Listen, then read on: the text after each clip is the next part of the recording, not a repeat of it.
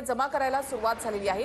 Attari border जवळ आता सध्या गव्हाचे ट्रक उभे आहेत। युद्धजन्य परिस्थितीमध्ये धान्य साठा कमी पडू नये यासाठी म्हणून आधीच खबरदारी घेतली जाते। पाकिस्तानमधल्या दहशतवादी तळावरती एअर स्ट्राईक केल्यानंतर पाकिस्तानकडून भारतामधल्या महत्त्वाच्या शहरांना लक्ष्य केलं जातं। विशेषतः पाकिस्तानपासून जवळ असणाऱ्या पंजाबपासून महत्त्वाच्या शहरांवरती खरं तर पाकिस्तानकडून कालपासून ड्रोन अटॅक जो आहे तो करण्याचा प्रयत्न केला जातोय। मात्र युद्धाची परिस्थिती जर उद्भवली तर धान्य साठा जो आहे तो मोठ्या प्रमाणावरती असावा, त्यासाठी आपण पाहतोय की पंजाब सरकारनं गव्हाचा साठा जो आहे तो गोदामामध्ये आता जमा करायला सुरुवात केली आहे।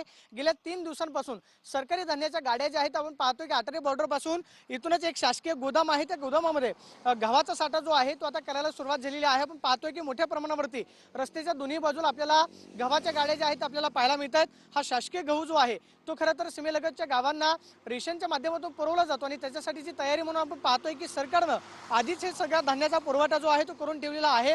भारत आणि पाकिस्तान या दोन देशांमध्ये खरं तर तणाव जो आहे तो दिवसेंदिवस वाढतोय, त्यामुळे दोन देशांमध्ये युद्ध जे आहे ते सुरू होण्याची शक्यता नाकारता येत नाही। आंतरराष्ट्रीय स्तरावरती खरं तर समन्वयाची भूमिका जी आहे ती मांडली जाते। मात्र सध्या आपण पाहतोय की युद्धासारखी जर परिस्थिती उद्भवली तर गोदामांमध्ये धान्य साठा जो आहे तो मोठ्या प्रमाणावरती उपलब्ध असावा, त्याच्यासाठीची तयारी म्हणून आपण पाहतोय की पंजाब सरकारनं या गाड्या ज्या आहेत त्या मोठ्या प्रमाणावरती आणलेल्या आहेत।